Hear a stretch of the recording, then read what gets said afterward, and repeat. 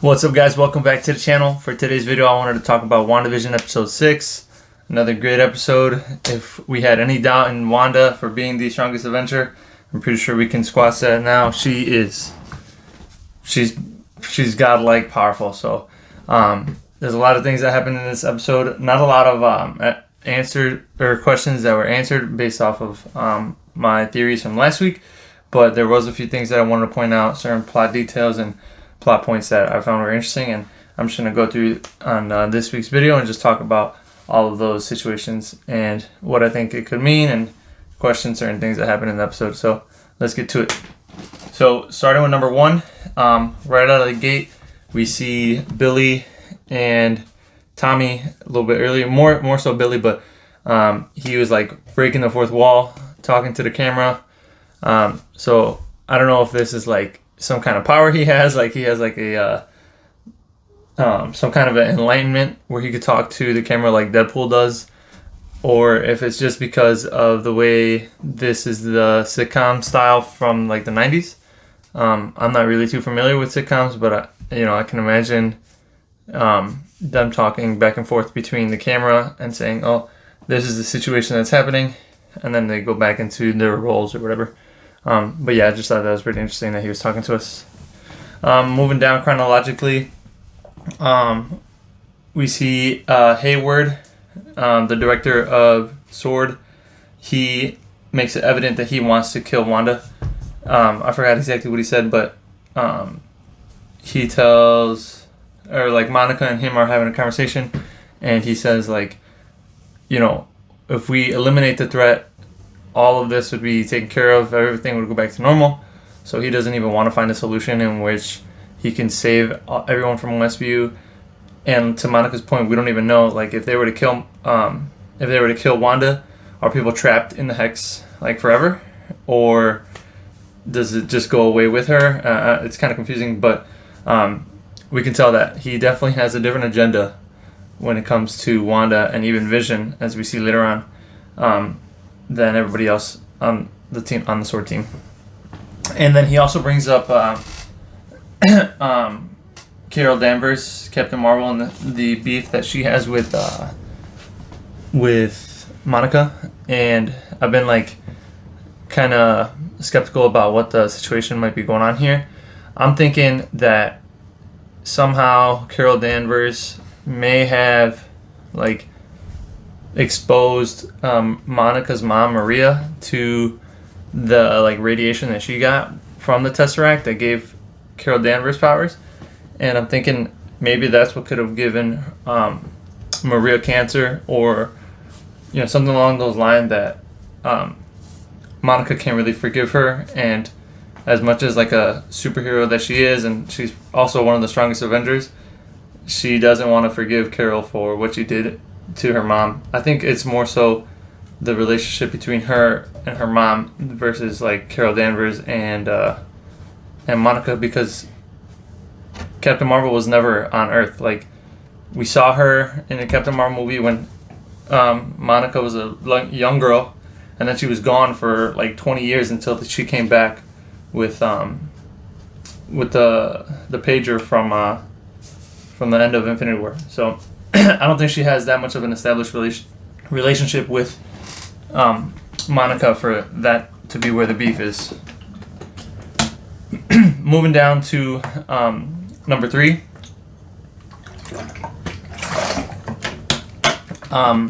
Darcy says, oh, this is just more so like a little, I thought it was pretty funny, this situation, but Jimmy, Darcy, and Monica are all getting like escorted out of the S.W.O.R.D. facility, and then they like Monica and Jimmy ended up like beating the shit out of the guards, and Darcy's like, why didn't anybody tell me the plan?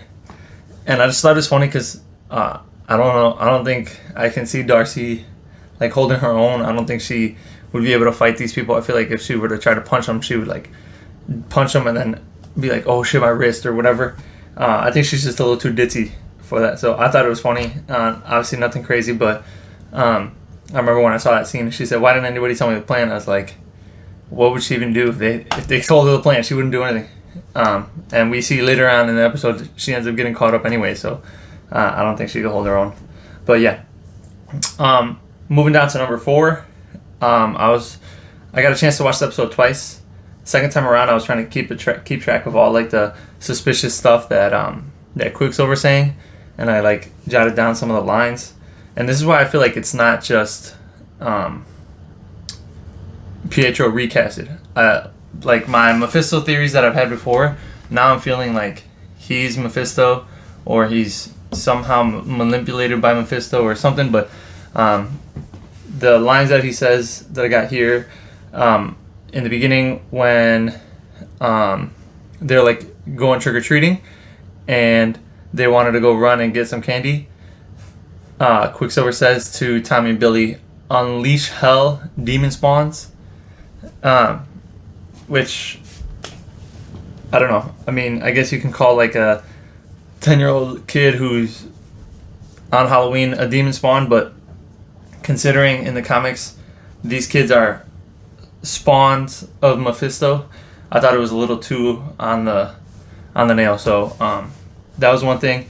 He also says that he's trying to do his part later on in the episode. He's like, "I'm just trying to do my part. I have my role. It was to come in here, mess with the kids, mess with Vision, give you anxiety or whatever." So if he has a role, who gave him that role? Because obviously Wanda didn't expect him to be there. So who gave him that role? What is his role? And like, how does he know so much of the events that have happened in Wanda's life, considering he's been dead since Age of Ultron? He brings up later in the episode that Vision is dead, and he's like, "Oh, don't worry, your dead husband can't die again." Like, how does he know that Vision died in the first place if he's been dead way before the events of Endgame and Infinity War? So I don't know. I'm a little suspicious of who the hell this actual Quicksilver character is, and what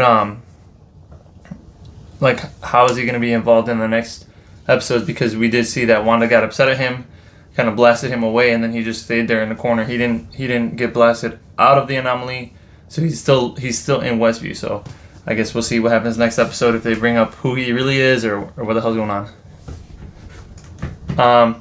Moving down to number 5, I thought it was pretty cool, where we see these little like glitches in Wanda's vision. Literally, she looks away for a second, looks back at Quicksilver, and then she can see like the bullet holes on him from Age of Ultron, which is kind of confusing because she wasn't there when Quicksilver died.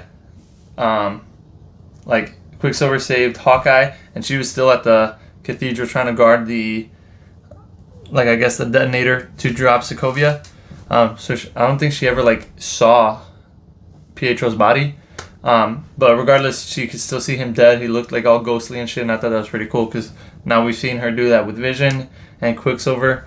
It'd be interesting to see if anybody else in Westview is actually like dead or like a zombie or something, and she's just seeing them as who they are. Oh, and then this line like really confused me, my brother, and Natalie when we were watching this. When she says that right before Tommy, Billy, and Quicksilver are gonna run real fast around the neighborhood to go get candy, and then like destroy all the pumpkins and all that. She says kick-ass, and she was just talking about like why he looks different and where he came from and all that.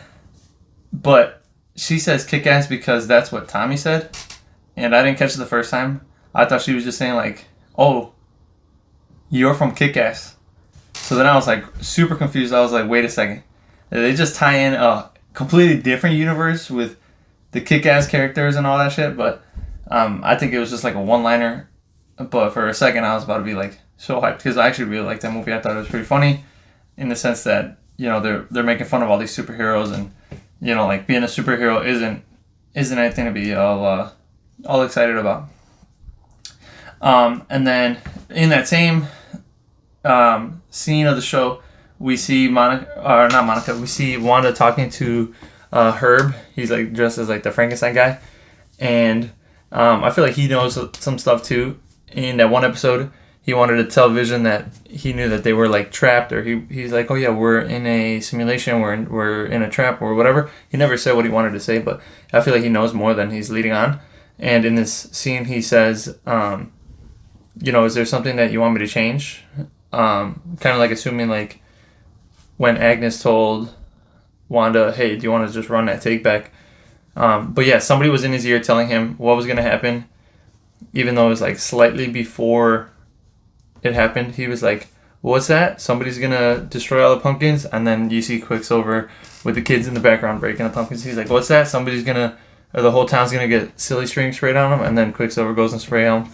So that makes me feel like, one, he might be a sword agent and somebody's on the outside trying to communicate to him. Or two, he's like, think of it like a script. Like the director's in his ear saying, oh, by the way, this is what's going to go on in the scene. Get ready. So we'll see what happens with him. But I think him, along with Agnus and a few other people in the series, are a little suspicious. Moving down, I thought it was real cool when we see Vision look at that family, and they were like stuck in like a time loop. Like the mom or the wife or whoever she was like trying to put up like Halloween decorations, and she just like got stuck in that loop. And you can see in the background her husband's trying to put down like a jack-o'-lantern. He's stuck in that loop. So I don't know, I think it's pretty cool, because if Wanda really is in control of all this, there's so much that she has to try to manipulate, and by human nature, there's bound to be some mistakes. So even if she's controlling over thousands of people within Westview, and now even more considering she expanded the Hex, there's going to be a few bugs, little nicks and cracks that she can't really control because of her subconscious and just like human nature for error, for trial and error and stuff. So, and then, we can see Vision going to talk to, what's her name? Oh, Agnus. And the same situation goes on with her. She's like, in one episode, she knows everything. She's ahead of the game. She tells Wanda, oh, let's run the take back. She seems like she knows so much. And then in this scene, we see her in the car, stuck, basically trapped like everybody else. And then Vision wakes her up, and then she's like, oh my God, you're an Avenger, save us, whatever. So it's like, is she playing dumb? How does she know so much in one episode and then doesn't know so much in this episode? I feel like she's playing, she's in cahoots with whatever the hell's going on. And when Vision woke her up, I feel like she was already awake, and she was just pretending to be stuck like everybody else when she really isn't. I don't know. There's something going on with her, and I don't have a exact theory of what's going on, but she's one of the people that I'm most interested to know what their main storyline is. Moving down, we got that like random ass commercial. I didn't want to say much about it, but it was like really confusing. I didn't know how to break it down. There was a shark and then that little person on it was like all claymation, and it was like Yo Magic Yogurt or something. I don't know. It was pretty dark, to be honest. But I couldn't find any ties to the MCU through that commercial. Unlike how we've seen the Hydra soap, we've seen the Stark toaster, I think it was. We saw Lagos paper towels, like everything. All the other commercials connected to the MCU. For this commercial, I couldn't really figure out what it was. Moving down, we see Billy and Tommy get their powers, which is pretty cool, because now it's solidifying that they might be moving into the Young Avengers with their powers of speed, and then Wiccan having his like telekinetic and telepathic powers. So that was pretty cool. I think it's very subtle. They didn't have to go crazy with it and have them go into like a giant fight, but they're using it in a playful way. Speaking of powers, we got Monica potentially getting her powers. Darcy was talking about how her genes and DNA were like altered on a molecular level because she's gone through the Hex twice. She's gone in once, and then she's come out. I feel like it's the way that she came out. like she just got like kicked out of the hex that might have given her powers. I was talking to some of my friends and we're saying, is this how Wanda's gonna create mutants? People who go into the hex, it alters their DNA and then they get like mutant abilities like the X-Men or whatever. But yeah, if Monica's gonna go in there for the third time, maybe it's the third time's the charm that gives her the powers, because she's went in there once, she came out twice, she doesn't have any powers yet, and if she goes back in for the third time to try to save him or help Wanda come to realization or whatever, maybe it's that third time that finally activates her powers. So we'll see how they run it. We also find out that Monica's aerospace engineer friend is on his way with that truck that's supposed to get them into the anomaly without having them become part of the anomaly. And one, we still don't know who he is, and two, that guy is brilliant as shit, because Wanda literally called him, or Monica called him in like 2 episodes ago, said, hey, I need a job for you, and then he comes back and is like, yo, I got the hookup, meet me over here, and then we're all set. So he's definitely a genius. I'm not sure who he is. He could be like a secret cameo again. I was thinking maybe Reed Richards, like a brilliant scientist or something, but we still don't know. It could be her Skrull friend when she was a little kid, who's now like studied aerospace physics and all that shit. So we'll see who she is, or who he or she is. And then finally, the end of the episode, we see Wanda expand the hex. She tells Billy, where's Dad? Billy says, oh yeah, there's like security guards. Wanda already knows where he's at. He's right outside the sword facility, and she expands the hex so that it can engulf Vision again and engulf everything around them within that radius. Shout out to Disney or whoever the hell is in post-production, because the special effects they used on Vision were phenomenal. It almost looked like TV static, like he was literally getting pulled back into the TV. I don't know. I feel like if Vision were to get dusted, this was like his version of getting dusted, because he was literally crumbling apart trying to fight it. The special effects look so good, and I got to give it to them, because if Disney Plus is the way that Marvel's going to go for most of their shows, but with the same budget, I'm all for it. I don't need to have a $300 million movie when you can put out almost the same content. Obviously there hasn't been like a lot of fight action or like action scenes or any fight scenes like that, but the special effects are still there, the storyline is still there. So I'm really excited to see where Marvel goes with the rest of their Disney Plus shows and how they use it to their advantage to really expand the MCU. So that's everything I have for this week. I had a couple questions of the week based on this episode and where we're going from there. But my number one question is, what is up with Agnus? Like I said earlier, I feel like she knows too much, but then she plays like she doesn't know. So I really want to find out what the hell her deal is. Let me know in the comments what you guys think her deal is. Is she a double agent? Is she somebody? Is she like a mystical being? I have no idea what's up with her. Next question, and this is more so like for me, because I actually really enjoy Vision now. I think his storyline has gotten so much better, and I appreciate him as a character, as unlike how I did before. Do you think Vision can survive outside the anomaly? Yeah, I hope he survives the season, but if it looks to me that he needs the anomaly to survive. It's like the anomaly is like his battery that's plugging him in, giving him the energy, the radiation that he needs. And once you take him out of the anomaly, he's getting unplugged. So, yeah, I'm curious to see. Let me know what you guys think. Is Vision going to survive? Does he deserve to survive? What do you think? What do you guys think is going to happen?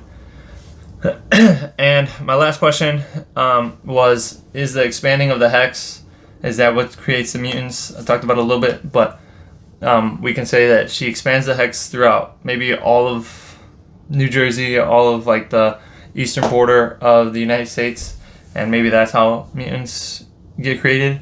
The only problem with that theory is I feel like mutants are all over the world, so she would literally have to expand the hex around the entire planet for the mutant population to like show up all over the world. So I don't quite think that's what's going on here, but either way, because of her powers here, I feel like this solidifies that Doctor Strange is going to be the secret cameo in the finale. He's going to show up and say, holy shit, this chick is so powerful, we got to stop her. I'm the only one who can stop her with my like mystical powers and all that. So overall, I enjoyed the episode. I'm excited to see where the season goes. And yeah, let me know what you guys think. What was your favorite part? Any questions you guys have? And any answers to the questions of the week that I have. And we'll see you next week. Oh, actually, I'll see you soon because Justice League, the Snyder Cut, is coming out with a trailer either today or tomorrow, I believe. And I'm going to see if I can put out a trailer breakdown reaction video for that. So we'll see you guys soon. Appreciate it.